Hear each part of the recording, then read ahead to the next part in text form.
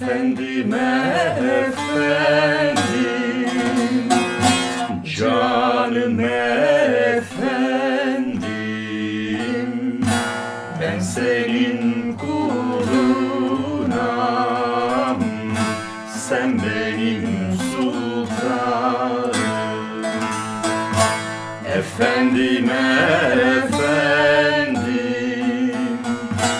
canım efendim, ben senin kulunam, sen benim sultanım. Yüzün şemsi kamer, gözlerin nurdur, aynı hilale benzer kaşları, benzer kaşları.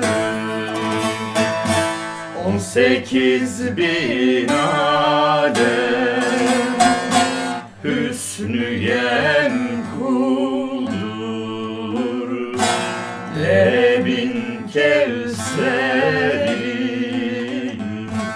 durudur düşlerin. 18.000 alem hüsnüyen kuldur, lebin kevserin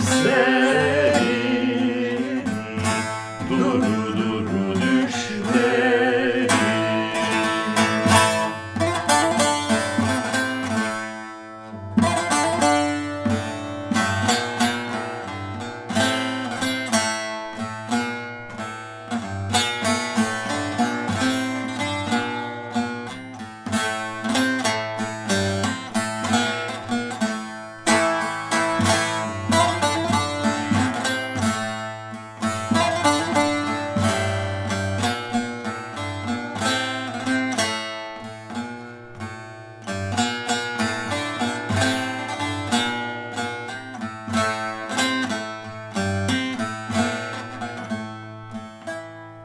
Seni sevenlerin can içinde canısın, aşıklar katredir, sen ummanısın,